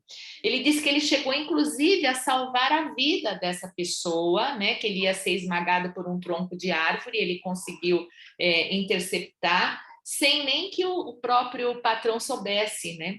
E ele mencionou que essa foi para ele uma prova para ele abater o orgulho dele, da qual ele conseguiu sair vitorioso, quer dizer, ele salvou a pessoa e ele não queria receber louros, ele não precisava nem que o outro soubesse. Então, isso foi uma conquista muito grande, né? E ele foi questionado sobre muitas coisas, sobre o desencarne cedo, porque ele faleceu cedo, sobre a brilhante educação que ele recebeu na encarnação penúltima, sem que fosse possível recordar nessa última, sobre a abnegação dos criados para com os patrões, sobre a sua dedicação a eles, né, que é realmente a posição de um criado. E o que ele denota? Ele denota ser realmente um espírito humilde e que reconhece a justiça de Deus e percebeu que ele precisava fazer esse processo dessa maneira para espiar. Ele havia se arrependido e agora faltava espiar, né? E aí, dessa forma, eu dou a deixa para a nossa Marisa, então, responder a pergunta. Porque Deus julgou o suficiente a prova. Como se poderia explicar essa condição? Então, ele cumpriu as provas que ele escolheu nessa última encarnação para expiar o que ele considerou que ainda não havia superado. Ele demonstra muita gratidão ao seu G pelo acolhimento e educação recebida na existência anterior.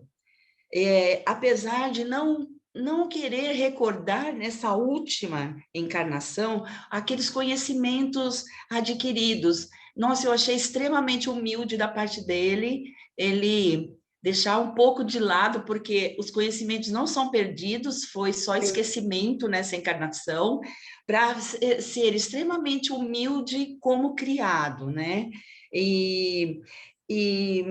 Peraí.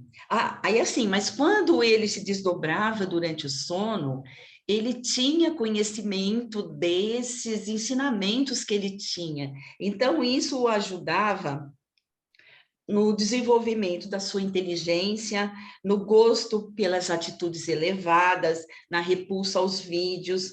E essa posição humilde... Peraí que eu vou virar a folha. Porque eu estou resumindo. Fez com que as suas provas fossem mais aproveitáveis. Ele venceu o egoísmo, o orgulho e a vaidade. Saiu puro das provas por não se deixar corromper pelos maus exemplos, sabendo que o seu devotamento e a sua dedicação o ajudaram a avançar. A fé verdadeira o conduziu, fazendo renascer nele as virtudes esquecidas. Reconhecendo as leis de Deus e a sua justiça, foi recompensado com a felicidade. Ele era um espírito feliz. Agora, só mais um pouquinho. O médium diz para ele assim, por que morreste tão jovem? Aí ele responde, Deus julgara a minha prova suficiente. O que eu entendi disso foi assim, que a vida terrena é a escola que a gente precisa para a gente se aprimorar. E o tempo que a gente deve demorar aqui depende da necessidade de cada um. Os espíritos bons, elevados, caridosos, geralmente necessitam menos tempo, pois conseguem realizar mais rapidamente as suas tarefas evolutivas e, assim, retornar à pátria espiritual em tempo mais curto e sem tanto sofrimento. Amei, gente. Fiquei apaixonada por ele.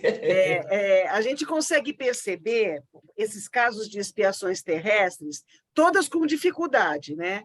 Todos com comprometimento do plano espiritual, de pedir para vir nessas situações para poder evoluir, né? E aí, em todo momento, com muita resignação, com muita sabedoria, né? Então, aquilo que eu comentei, enquanto é dia, lá no começo, eles estão aproveitando essa encarnação, que é enquanto é dia, para poder evoluir. Então, eu pedi, eu planejei, eu vim e aproveitei. Então, o fato dele ficar menos tempo é porque ele já tinha completado.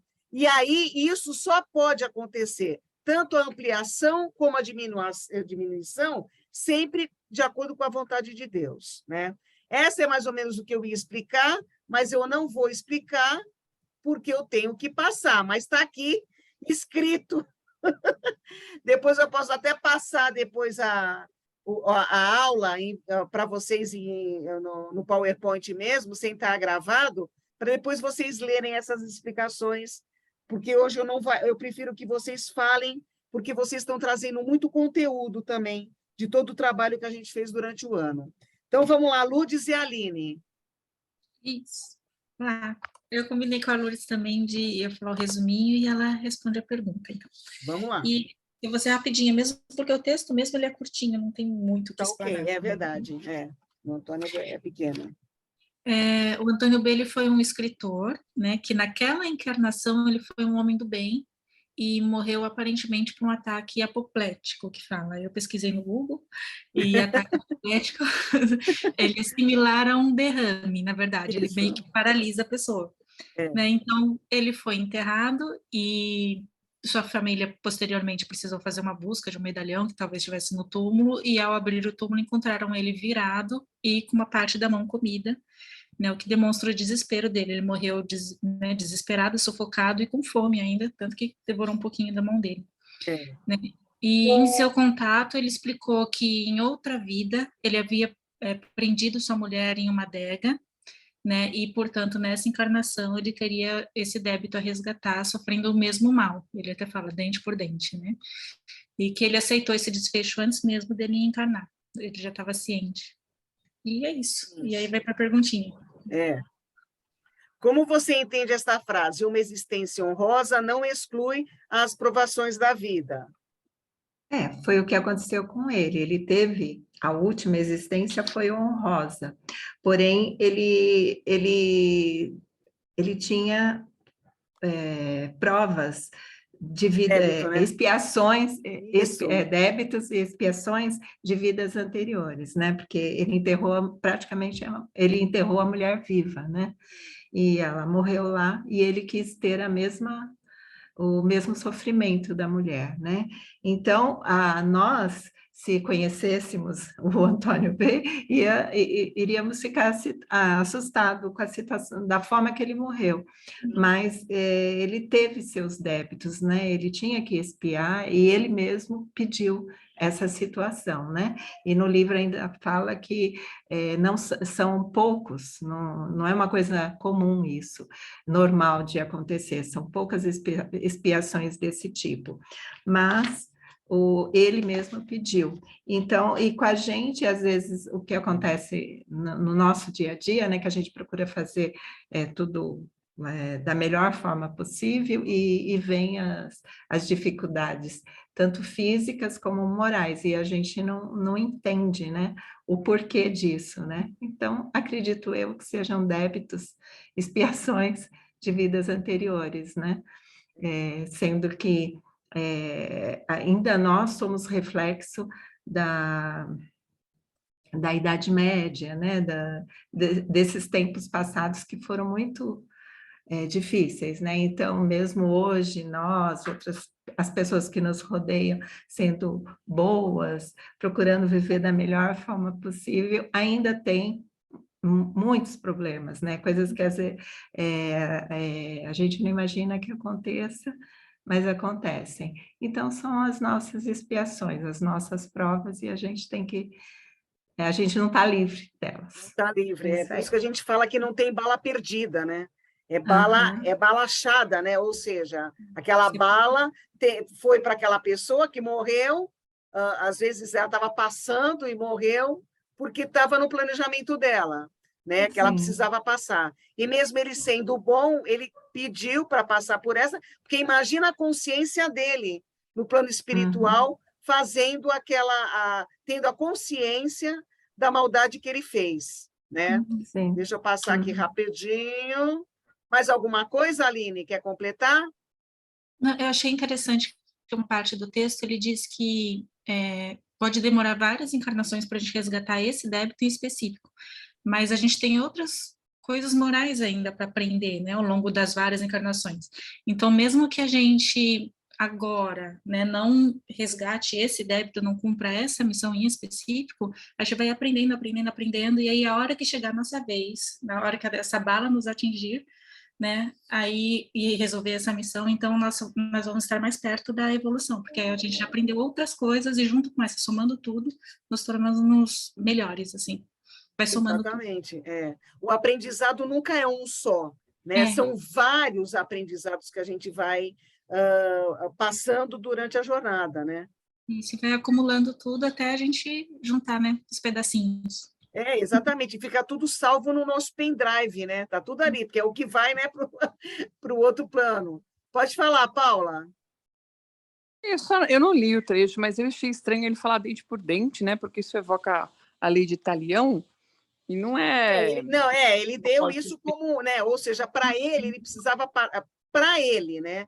Ele, enquanto espírito, que ele queria passar pela mesma dificuldade. Ele poderia passar por uma outra dificuldade para passar, para cumprir aquele débito que ele tinha? Podia, mas ele escolheu aquela. Então, ele usou essa linguagem, né? Não porque a escolha é sempre dele, né? A escolha é sempre do espírito, né? E, no caso, ele pediu para passar igual, né? Não que isso seja a fórmula, né? Não existe uma fórmula, porque como no plano espiritual a gente também evolui, então ele poderia, de repente, voltar numa outra situação. Mas ele pediu, a coisa era tão pesada para ele que ele pediu que fosse igual, né?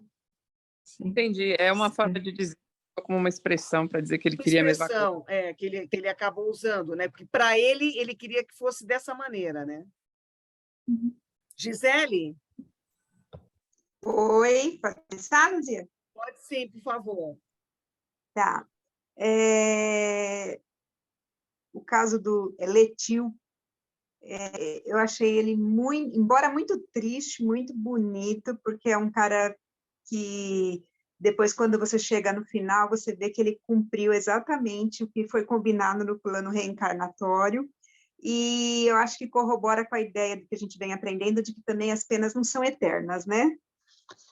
Ele era um industrial, ele desencarnou em 1864, quando incendiou uma caldeira de verniz, e essa caldeira de verniz fervente cai sobre ele, ainda com o corpo em chamas, ele vai até a casa dele, que fica a 300 metros da empresa, a carne do corpo e da face estão dilaceradas, elas caem no chão, o sofrimento dele dura 12 horas, e sem nenhuma queixa, nenhum gemido, apenas ele ora a Deus. Ele era uma pessoa respeitada, carinhosa, honesta, era um médium, e ele foi evocado poucos dias após sua morte, não chegou nem a um mês. E aí ele fala, né, que ele sofreu muito aquelas horas, que o cheiro da carne queimada causava muita náusea nele, mas que como ele sofreu sem murmurar, ele estava recebendo de Deus o perdão. E aí ele fala para a esposa, né, esposa minha, em breve a dor se acalmará. O espiritismo é uma crença consoladora. O anjo de guarda, a todo momento com ele, e quando ele se despede da terra, é interessante que o anjo da guarda diz, vem meu filho, você passará a ver o dia novamente. E aí ele vai chegar no porquê, né, dessa morte tão sofrida. 2 séculos antes, ele queimou uma menina de 14 anos que conspirava contra a igreja. E, para a justiça divina, ele prometeu não vacilar no dia do bom combate, e realmente ele não vacilou, só que o que ele coloca como um grande peso, né, mesmo pós-desencarne, que a lembrança da garota era uma tortura para ele.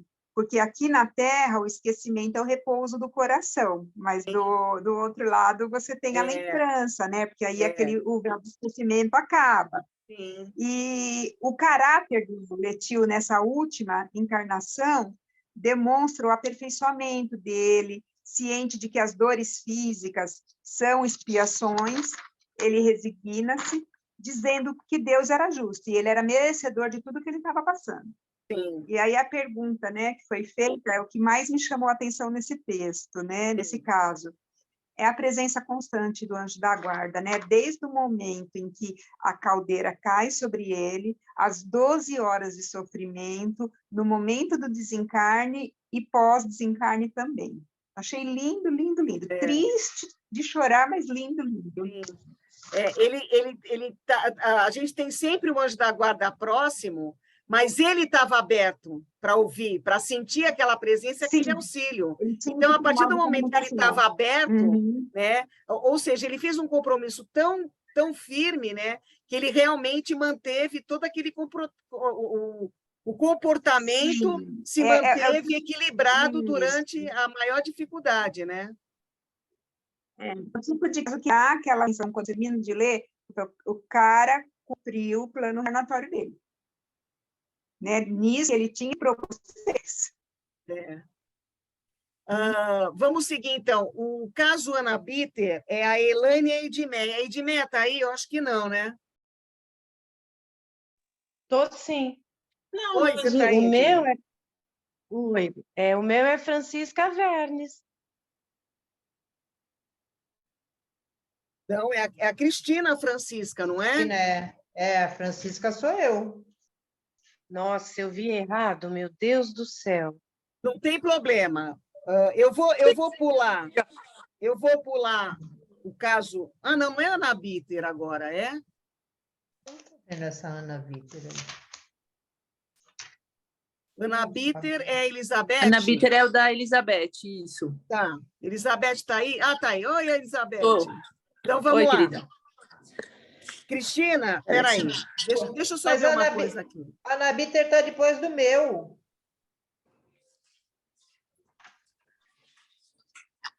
Eu espero. Eu espero, tá? Então, vamos a Ana Bitter, pronto. Ana Bitter é a Elizabeth. Vai, Elizabeth, depois eu volto lá. Tá. Então, a Ana, ela desencarna depois de longos anos de enfermidade, sofrimento, né? Espera só um minutinho. Um amigo da família, né? E o seu pai se entrega ao desespero, né? Ele sofre muito com aquela situação. Um amigo da família adepto ao espiritismo questionou o seu mentor espiritual, né? Que disse que ela em breve regressaria, né? Pois ela era um espírito muito elevado. Ele pede orações, mas diz que seu espírito é mais adiantado e que o orientou depois né, no desencarne. Depois, o pai da Ana morre também, né? E esse mentor espiritual, né? Ele quando em contato com a filha, né? Ela diz que, graças às preces, né, foi mais fácil deixar o invólucro terrestre, enquanto o seu pai, que não orava, né, ele só maldizia, ele era uma pessoa muito negativa, muito isolada, né, ele era muito apegado somente à filha, né? A enfermidade da filha era uma provação ao pai, né? E a filha sofria com resignação, só que o pai não, né? Ele deixou de aproveitar essa oportunidade, né? Ela agradeceu a Deus por isso, né, por ter abreviado a sua vida na Terra e por ter passado pela provação, pelo sofrimento, né? E o pai, né, quando ele no plano espiritual, ele encontra conhecidos e os conhecidos meio que ignoram ele. Só um minuto, por favor.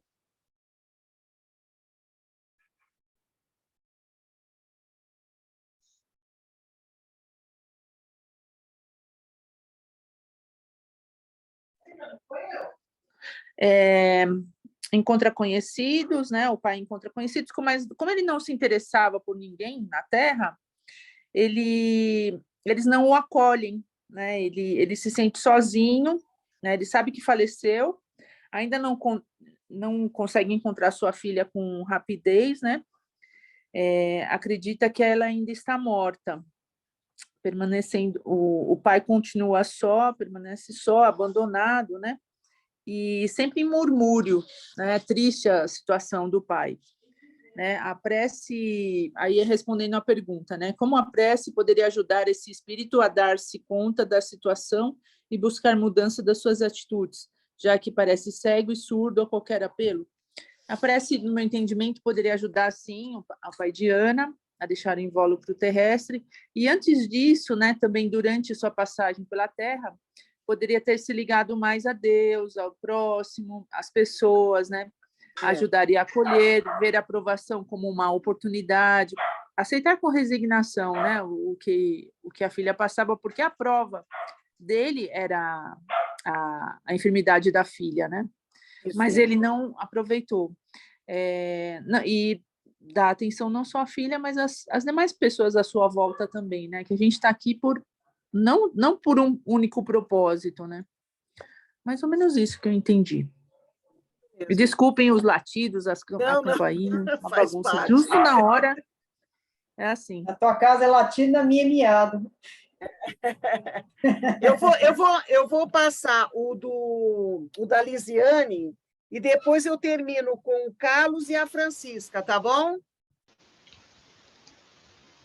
Vamos lá, Lisi.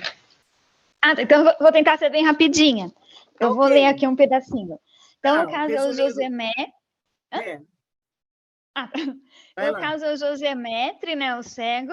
Ele pertencia à classe média e aos 20 anos ele ficou cego. Só que 10 anos antes da sua morte ele ficou surdo. Então ele teve uma dupla privação, ele ficou cego e surdo. E nessa sua última encarnação ele aceitou todas as provas com resignação e lucidez. E aí uma pessoa, né, acreditando que poderia tirar instruções úteis, chamou para a comunicação. E aí nessa comunicação, ele declara, né, que ele se manifesta para poder demonstrar a justiça de Deus. Então, na reencarnação anterior, ele ficou cego aos 30 anos em decorrência de excessos de todos os gêneros que ele cometeu, e ele não reconhecia que ele era a causa desse sofrimento todo. E ele não tinha fé, ele era egoísta, e aí vendo que ele não ia ter cura, né, que a sua cura ia ser impossível, ele se suicidou. E aí, quando ele desencarnou, né, ele sofreu muito, e além do sofrimento, né, a angústia. Então, depois de muito sofrer, ele acabou pedindo ajuda e ele foi socorrido pelos espíritos. Só que aí a condição, é meio que como uma condição, né? Eles explicaram que Deus permitiu a esses espíritos, né, dar a luz, só que com a condição de que ele tinha que provar realmente que ele tinha bons sentimentos e que ele estava recomeçando na prova terrestre. Então ele tinha que, senão ele ia voltar nas mesmas condições com as mesmas faltas. Então, quando ele retornou à Terra, né, nessa condição que ele já sabia, ele não teve dificuldade em ser bom e ele aceitou a enfermidade com resignação. Então, ele teve fé no futuro e na misericórdia de Deus. Exatamente. Quer dizer, a gente se compadece quando a gente vê uma pessoa numa situação, mas a gente tem que observar desse olhar, né? A pessoa pediu para voltar desse jeito, ela está passando por esse processo, graças ao que ela pediu, né? Para poder ter força para poder evoluir, né? E por que o seu comportamento da última encarnação foi tão diferente das anteriores? Isso, aí meio que mais ou menos no resumo, né? Porque ele aceitou essas provas, então ele já sabia que ele ia ter que passar por isso. E aí eu também eu elenquei, né? Que era a lei de causa e efeito, né? A reparação das faltas através da reencarnação, a lei de misericórdia e a lei de Deus é amor e justiça. É isso aí, muito bom. É isso aí. Olha, gente, já está no horário da aula, mas mais 10 minutos a gente termina. Eu vou até interromper aqui o compartilhamento. A gente termina. Então, vamos lá fazer o caso da Francisca. Cristina, pode ser? Okay. O dela é rapidinho. Ela faleceu em 1855, também ela era cega, né? Faleceu aos 45 anos, e ela ensinava o catecismo aos meninos, preparando eles para a primeira comunhão. E aí teve uma mudança no catecismo, e ela não teve nenhuma dificuldade em ensinar esse novo catecismo, por conhecê-la ambos de cor. E de regresso de uma longa excursão que ela teve junto com uma tia dela, elas iam atravessar uma sombria floresta por caminhos lamacentos. Então, a tia achou que ia poder conduzir ela, na verdade, quem conduziu foi ela mesma, que pediu nessa continência, querendo a tia dar-lhe a mão, ela disse: não vos incomodeis comigo, não corro risco algum, visto como tenho aos ombros uma luz que me guia. Então, segue-me, pois, que serei eu a conduzir-vos. Assim terminaram a jornada sem acidente, conduzindo a cega, a tia que tinha bons olhos, né? Então, ela tinha o anjo da guarda dela, que protegia ela, mas ela tinha também bastante entendimento, tinha resignação, e o que mais me chamou a atenção, né, que tem a pergunta, foi ela ter guiado a tia nesse caminho, né, com a cegueira, e não teve acidente nenhum. É isso que eu entendi. Tem mais coisas, né, mas o tempo está curto, né, e ela tinha um adiantamento moral também, né? Exato, E mais uma vez, provando a resignação diante da dificuldade, né, diante da expiação. Isso.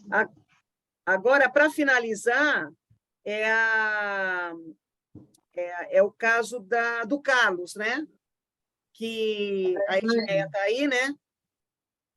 Sim. Mas você vai ler a questão, não é isso?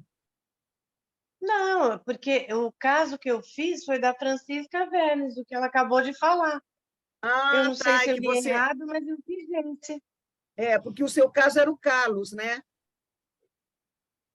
Então eu vi Você errado mesmo. O resumo da Elaine, do Carlos? É. Então, vamos lá. Era um rapaz de Acho que ela 13 passou a primeira parte.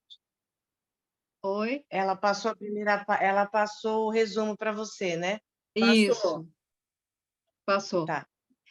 Era um rapaz de 13 anos, ainda encarnado, cujas faculdades eram nulas, não reconhecendo os próprios pais e nem sequer se alimentar. Não tinha nenhum desenvolvimento orgânico. Porém, foi perguntado ao médium se poderiam evocar o espírito de um encarnado nesta situação, e na qual foi respondido que sim, porque apesar dele estar preso a um corpo, todos os nossos espíritos, quando adormecidos, podem se comunicar.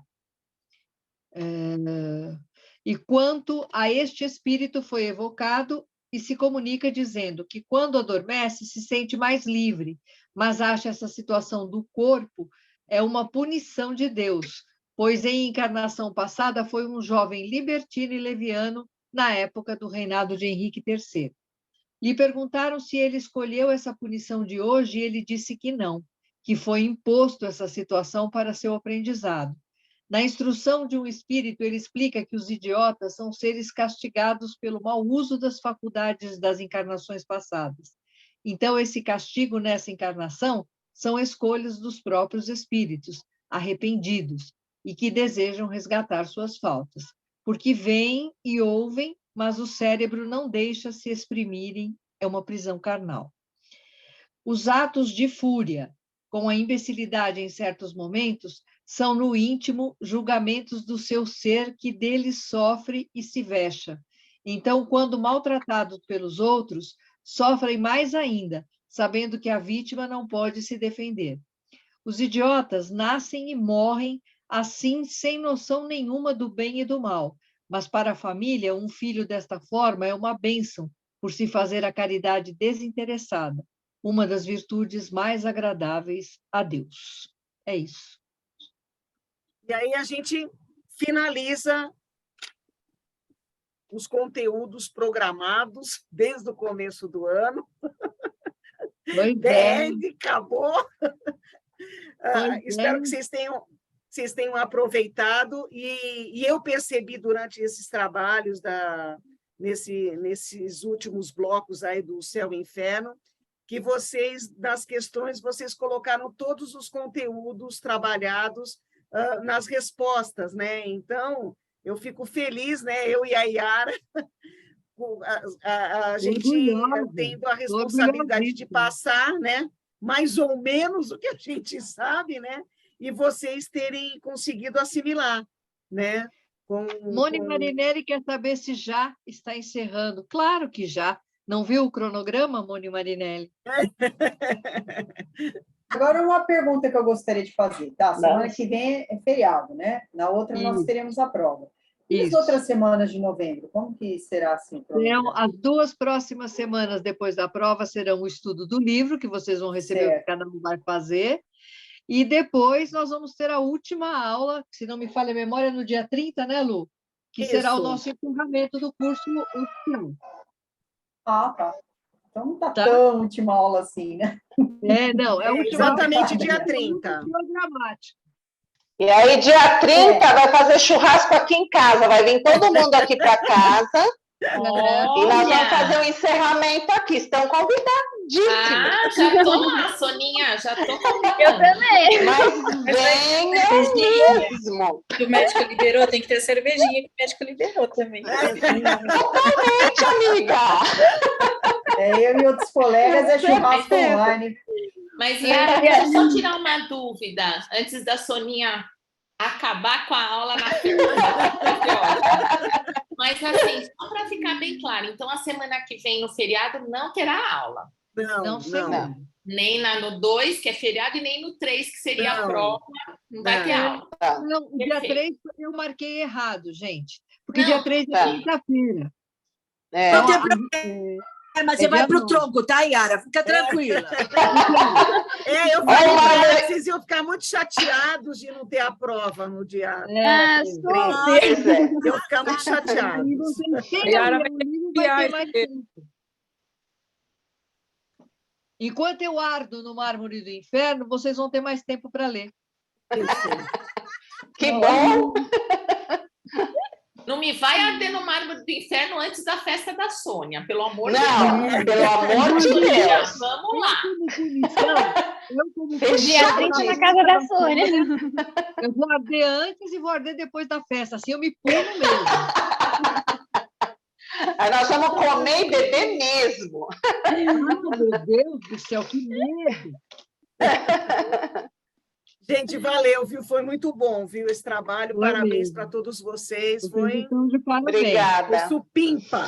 Foi muito bom. Obrigadão. E agora a prece final seria a Elaine, aí eu convidei a Elizabeth. Será que ela aceitou? Sim, sim. Beleza, para fazer a prece final, né? Então, vamos lá. Deixa eu dar o começo aqui.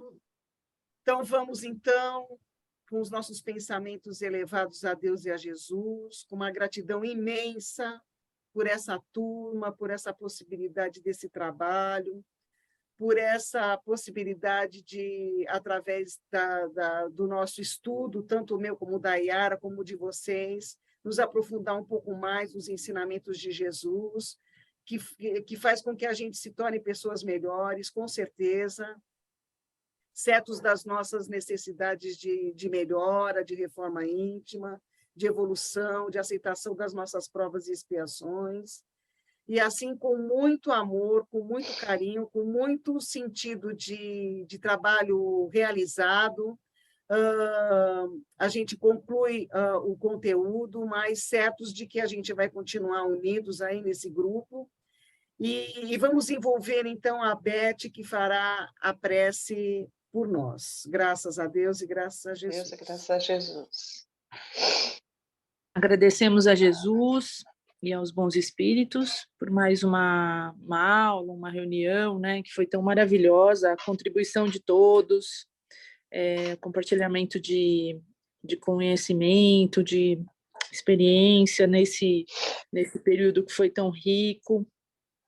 Com certeza a gente sai muito mais leve, sai muito mais rico, enriquecido de tanta informação preciosa, né? Que a gente possa absorver, né, os ensinamentos, como eu sempre falo, e colocá-los em prática. Agradecer ao trabalho voluntário da Yara, da Luzia, tão rico, tão maravilhoso. Vocês são muito especiais. Graças a Deus e graças a Jesus. Graças a Jesus. Obrigada. Especial a Jesus.